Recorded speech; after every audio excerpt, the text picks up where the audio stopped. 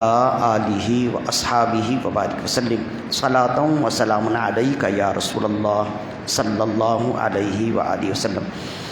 امام بیہقی نے روایت کی حضرت عمران بن حطان رضی اللہ عنہ، یہ تابعی ہیں، روایت کرتے ہیں کہ اتیت المسجد، میں ایک دن مسجد میں داخل ہوا تو میں نے ایک شخص کو دیکھا کہ وہ مسجد میں تنہا بیٹھا ہے، محتبئا بکساء اسودا، اپنی کالی چادر اوڑھے ہوئے تنہا بیٹھا ہے۔ احتبا محتبئا کا مطلب ہوتا ہے اکھڑو بیٹھنا، یہ انتہائی عاجزی اور تواضع کی دلیل ہوتی ہے۔ بس اوقات انسان جب فارغ ہوتا ہے تو چادر اوڑھے اکھڑو بیٹھتا ہے، تو وہ اسی طرح اکھڑو مارے بیٹھے ہیں اور اپنے ہاتھوں کا حلقہ بنائے اپنی پنڈلیوں کے گرد گھیرے ہوئے اور کالی چادر اوڑھ کر تنہا بیٹھے ہیں۔ تو میں نے ان سے پوچھا کہ آپ تنہا کیوں بیٹھے ہیں؟ بہت سے لوگ ہیں ملنے ملانے کے لیے، بہت سے لوگ ہیں کچھ سننے سنانے والے، تو آپ یہاں مسجد میں تنہا بیٹھے؟ تو عرض کرنے لگے، فرمایا فقال، آپ نے فرمایا سمیعت رسول اللہ صلی اللہ علیہ وسلم یقول، میں نے نبی صلی اللہ علیہ وسلم سے سنا ہے، آپ نے ارشاد فرمایا الوحدۃ خیر من جلیس السوء، میں نے نبی صلی اللہ علیہ وسلم سے سنا، آپ نے فرمایا کہ برے ساتھی کی مجلس سے بہتر ہے کہ انسان تنہا رہے، برے دوست سے بہتر ہے تنہائی، والجلیس الصالح خیر من الوحدۃ، اور تنہائی سے بہتر ہے اچھے ساتھی کا ساتھ ہونا۔ اس لیے میں یہاں تنہا بیٹھا ہوں کہ میری نگاہ میں میرے قریب کوئی اچھا ساتھی نہیں ہے، کوئی اچھا دوست نہیں ہے، اور مجھے جو دور تک نظر آتا ہے کوئی نہ کوئی خرابی ہے، کوئی نہ کوئی گند اس کے اندر موجود ہے۔ اس لیے میں بہتر سمجھتا ہوں کہ ان لوگوں کے ساتھ شامل ہو کر، ان دنیا داروں کے ساتھ شامل ہو کر دنیاوی گفتگو کروں، ان بیہودہ لوگوں کے ساتھ شامل ہو کر بے حیائی اور بیہودہ باتیں کروں، تو میں بہتر سمجھتا ہوں کہ میں تنہا ہی مسجد میں بیٹھ کر اللہ کا ذکر کرتا رہوں۔ فرمائے والجلیس الصالح خیر من الوحدہ، پھر آپ نے فرمایا واملاء الخیر خیر من السکوت، اور بہتر بات کہنا خاموش رہنے سے بہتر ہے، والسکوت خیر من املاء الشر، اور بری باتوں سے بہتر ہے کہ انسان خاموش رہے۔ فرماتے ہیں میں نے نبی صلی اللہ علیہ وسلم سے سنا، اس وجہ سے چونکہ آپ نے تنہا رہنے کی تاکید فرمائی، ترغیب دی، اس وجہ سے میں تنہا بیٹھا ہوں، اور چونکہ آپ نے بری باتوں سے بچنے کا حکم دیا اور خاموش رہنے کا حکم دیا ہے کہ خاموش رہنے سے بہتر ہے کہ اچھی بات کرے، اور اگر اچھی بات نہیں کر سکتا تو بری باتوں سے، بے حیائی کی باتوں سے، ادھر ادھر کی باتوں سے بہتر ہے کہ انسان خاموش رہے۔ تو چونکہ میرے پاس کوئی اچھا ساتھی نہیں ہے، اچھا دوست نہیں ہے، اچھا رفیق نہیں ہے، صالح رفیق نہیں ہے، اس لیے میں تنہا ہوں، اور چونکہ میرے پاس ابھی کوئی بولنے والا نہیں ہے تو اس وجہ سے میں خاموش ہوں۔ تو کہتے ہیں حضرت عمران بن حطان رضی اللہ عنہ یہ کہتے ہیں کہ پھر کچھ دیر کے بعد جب لوگ مسجد میں آئے تو میں نے پوچھا کہ یہ حضرت کون ہیں جو کونے میں تنہا بیٹھے اور سیاہ چادر اوڑھے ہوئے؟ تو ان کی باتوں سے تو بڑی حکیمانہ انداز ظاہر ہوتی ہے، ان کا ذہن تو بہت حکیمانہ ہے اور بہت دور اندیش گفتگو ہے۔ تو پھر لوگوں نے کہا کہ عجیب بات ہے، آپ پہچانتے نہیں، عظیم صحابی رسول حضرت ابو ذر غفاری رضی اللہ عنہ ہے۔ ابو ذر غفاری رضی اللہ عنہ مسجد میں تنہا بیٹھے ہیں۔ ایک بات یہاں پر اور ہے کہ ظاہر ہے کہ یہاں اس مسجد سے مراد مسجد نبوی یا مدینہ کے اطراف کی کوئی مسجد تو ہوگی نہیں، اس لیے کہ یہ صحابہ کرام کے دور کے ہیں اور صحابی ہیں، اور اس زمانے میں اچھے لوگ تو کثرت سے تھے، ردی لوگ تو ہمارے زمانے میں ہے نا، اس زمانے میں خالص لوگ تو تھے، تو ظاہر ہے کہ مدینہ میں تو لوگوں کی کثرت تھی، اچھے لوگوں کی، تو یہ مسجد نبوی کی بات تو نہیں ہوگی، کسی سفر میں ہوں گے وہ، جہاں دور تک لوگ نہ ہوں یا دور دور تک جان پہچان کے لوگ نہ ہوں، تو اس وجہ سے ہو سکتا ہے کہ کسی سفر کی بات ہو، اس لیے کہ آپ نے سفر بھی بہت کیے ہیں۔ آخری وقت آپ نے دمشق میں گزارا، پھر شام میں گزارا، پھر وہاں سے آپ تنہا چلے گئے۔ حضرت عمر بن خطاب رضی اللہ عنہ نے آپ کو ایک دور کا علاقہ، دور کی بستی ہے ربضہ، وہاں بھیج دیا تھا تبلیغ کے لیے، تو آخری وقت آپ نے وہیں گزاری، تو وہاں آپ تنہا ہی وقت گزارتے تھے، تو ہو سکتا ہے کہ حالت سفر میں کسی وقت کی یہ بات ہو۔ اس سے ایک بات تو یہ ظاہر ہوئی، اور دوسری بات یہ ہے کہ خاموش رہنا، جس طرح اچھی بات کہنا عبادت ہے، ویسے ہی خاموش رہنا بھی عبادت ہے۔ بالخصوص معتکفین اور بالعموم تمام لوگ ماہ رمضان میں تھوڑی بہت ان کی عادت خاموش رہنے کی ہو جاتی ہے، اس لیے کہ جب پیٹ میں کھانا پینا نہ ہو تو ایسے ہی بات کرنا کسی سے اچھا نہیں لگتا ہے، تو انسان عام طور پر اکثر و بیشتر عام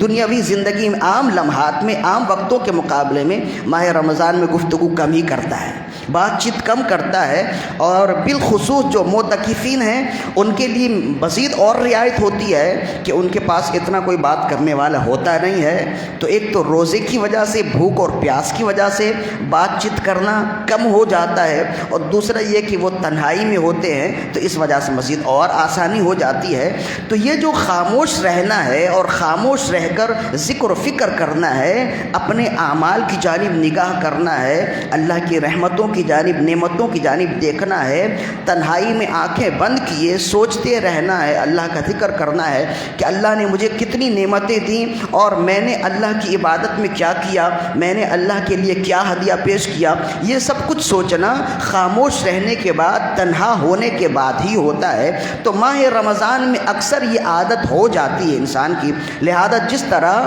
ماہ رمضان میں کم کھانے کی عادت ہو جاتی ہے، ویسے ہی کم بولنے کی بھی عادت ہو جاتی ہے۔ اولیاء کرام سے کسی نے پوچھا نا، حضرت مفتی احمد یار خان نعیمی رحمۃ اللہ فرماتے ہیں کہ ولی کی نشانی کیا ہے؟ فرمایا 3 ہے، کم کھانا، کم سونا، کم بولنا، یہ ولی کی نشانی ہے۔ تو کم از کم بہت کچھ نشانیاں ماہ رمضان میں ہمارے اندر آ جاتی ہیں سچے ولی کی۔ سونا بھی کم ہی ہو جاتا ہے، وقفے سے مختلف اوقات میں انسان سوتا ہے، تو سونے میں بھی کمی آ جاتی ہے عام دنوں کے مقابلے میں، کھانے میں بہت حد تک کمی آ جاتی ہے، اور اس قدر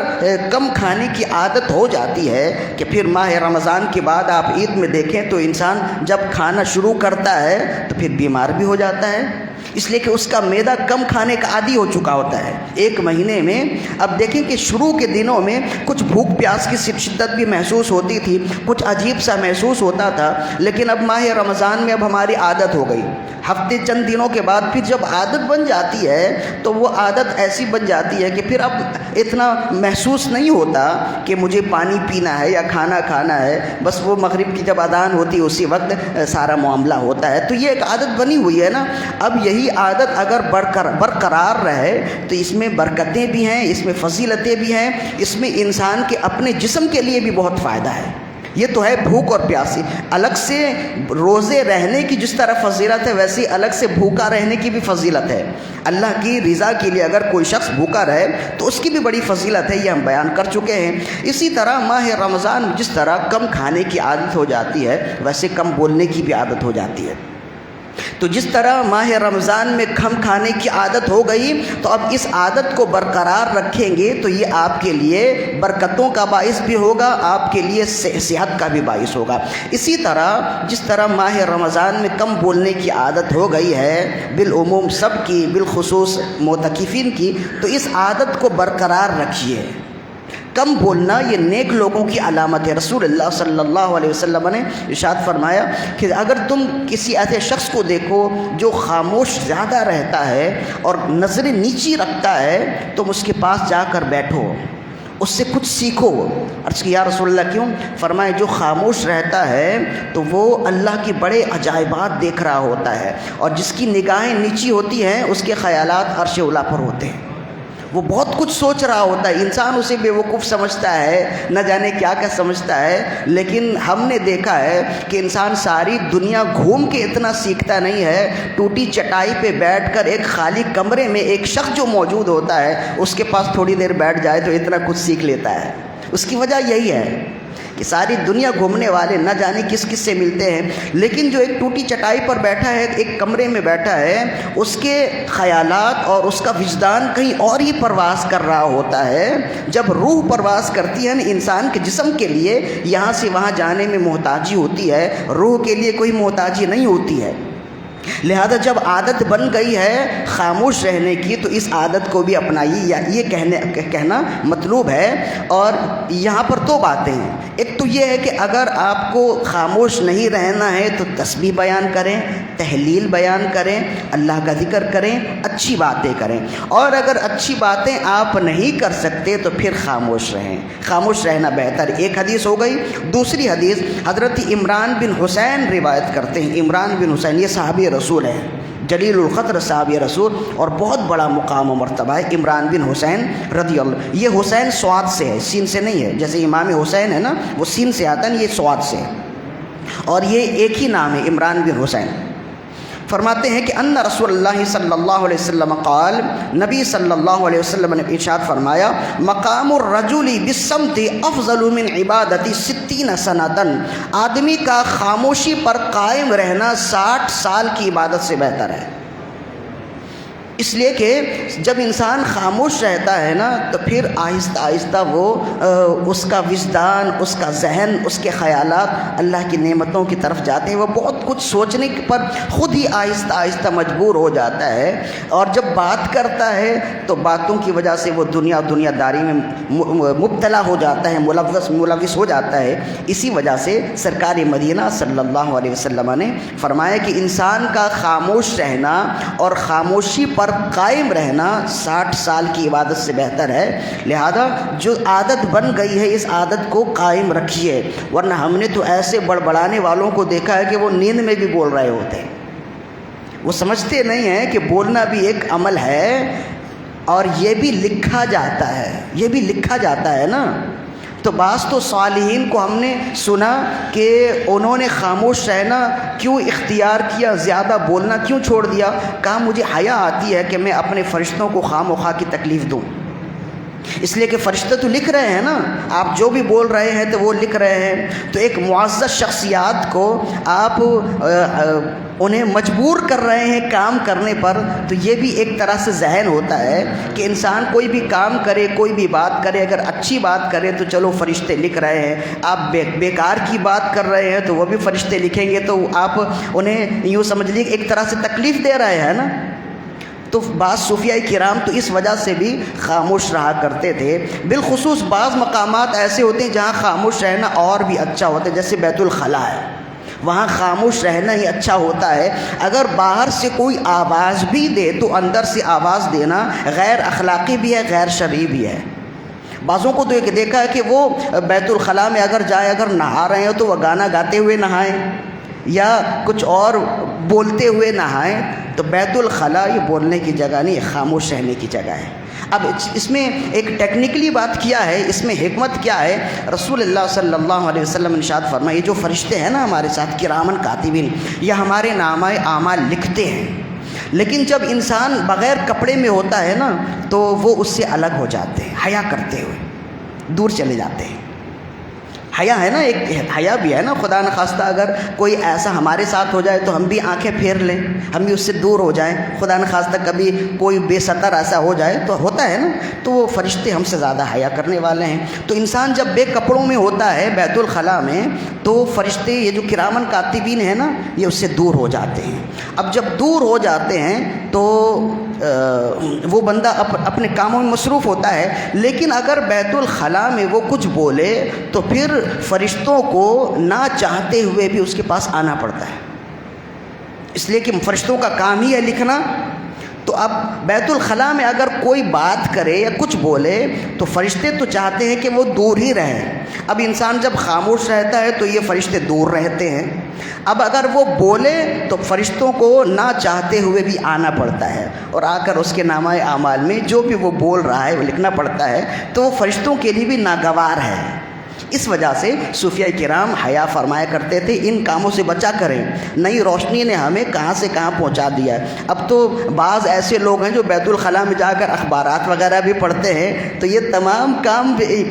یوں سمجھ بے حیائی پر منحصر ہیں اور بے دینی کا نتیجہ ہے، ورنہ بیت الخلاء میں خاموش رہنے کا ہمیں حکم دیا گیا ہے۔ دو باتیں ہو گئیں، تیسری اور آخری بات ہے، اسے بھی امام بیہقی نے روایت کیا، حضرت یہ بھی ابو ذر غفاری سے روایت ہے، فرماتے ہیں دخلت علی رسول اللہ صلی اللہ علیہ وسلم فذکر الحدیث بطولہ، پھر حضرت ابو ذر غفاری رضی اللہ عنہ نے ایک طویل حدیث نقل کی، اس میں ہے کہ رسول اللہ صلی اللہ علیہ وسلم سے آپ نے پوچھا، عرض کی، قلت یا رسول اللہ اوصنی، قال، آپ نے فرمایا یا رسول اللہ صلی اللہ علیہ وسلم آپ سے میرا ساتھ ہو گیا، نصیب سے آپ کی صحبت میسر آئی ہے، مجھے کچھ نصیحت کیجیے۔ ابو ذر ہے، وہی جو وہاں مسجد میں بیٹھے تھے وہی ابو ذر ہیں۔ تو عرض کرتے ہیں کہ میں نے ایک دن رسول اللہ صلی اللہ علیہ وسلم کو تنہا پایا، تو میں نے رسول اللہ صلی اللہ علیہ وسلم سے کچھ سوالات کیے اور کچھ علم و حکمت کی باتیں معلوم کی۔ اس میں سے یہ ہے کہ میں نے رسول اللہ سے عرض کیا رسول اللہ مجھے وصیت کیجیے، تو آپ نے فرمایا اوصیک بتقوی اللہ عز وجل فإنہ اصین لأمرک کلہ۔ جب میں نے عرض کیا رسول اللہ مجھے کچھ وصیت کیجیے، آپ نے فرمایا میں تمہیں وصیت کرتا ہوں تم ہمیشہ اللہ سے ڈرتے رہنا، ہمیشہ اللہ سے ڈرتے رہنا، اس لیے کہ یہ تمہارے تمام کاموں کی زینت کا باعث بنے گا۔ تمام کاموں اور تمام عقائد کی اصیل اللہ کا خوف ہے۔ جب انسان کے اندر اللہ کا خوف ہوگا تبھی وہ روزہ رکھے گا، تبھی وہ نماز پڑھے گا۔ تنہائی میں انسان پانی کیوں نہیں پی لیتا ہے؟ تنہائی میں انسان کھانا کیوں نہیں کھا لیتا ہے؟ لوگوں کو کیا پتہ ہے کہ کس نے پانی پیا ہے، کس نے کھانا کیا ہے؟ یہ اللہ کا خوف ہی ہے، یہ اللہ کا ڈر ہی ہے اور اللہ کی محبت ہی ہے جو ہمیں روکتی ہے کہ نہیں، ہم نے انسانوں کے لیے روزہ تھوڑی رکھا ہے کہ ہم انسانوں کے ڈر سے کھانا پینا چھوڑ دیں، ہم نے رب کے لیے روزہ رکھا ہے تو رب تو دیکھ رہا ہے نا۔ یہ ہے خوف۔ جب انسان کے دل میں خوف خدا آ جائے تو پھر اس کے سارے کام آسانی کے ساتھ ہو جاتے ہیں، وہ سارے کام آسانی کے ساتھ کرتا ہے۔ اور اگر انسان کے دل سے خوف خدا ہی نکل جائے تو پھر اس کے لیے زندگی اور آخرت میں کچھ بھی نہیں بچتا، کچھ بھی نہیں بچتا۔ وہ ایک روزہ کیا وہ تمام روزے چھوڑ دے گا اور اس کی پیشانی میں ایک بل بھی نہیں آئے گا، اسے محسوس بھی نہیں ہوگا کہ اس نے کتنا بڑا جرم کیا ہے۔ وہ ایک دن کی نماز کیا وہ زندگی بھر کی نماز چھوڑ دے گا، اسے محسوس نہیں ہوگا کہ اس نے کتنا بڑا جرم کیا ہے۔ وہ مسجد میں آواز کیا وہ مسجد نبوی میں آواز بلند کرے گا تب بھی اسے محسوس نہیں ہوگا کہ اس نے کتنا بڑا جرم کیا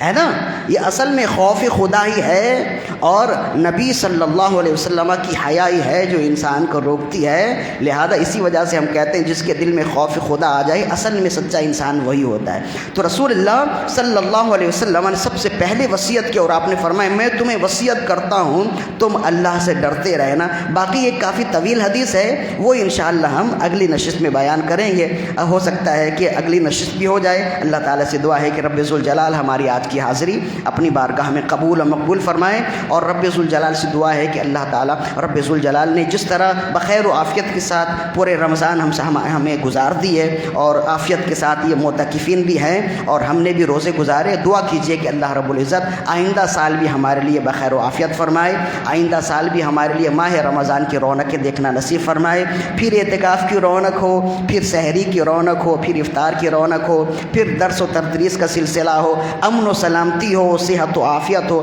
اللہ تعالی ہمارے لیے دوبارہ سے اپنی خیر کے دروازے کھولے۔ رب ذوالجلال سے دعا ہے کہ ہماری آج کی حاضری اپنی بارگاہ میں قبول و مقبول فرمائے۔ وما علینا الا البلاغ۔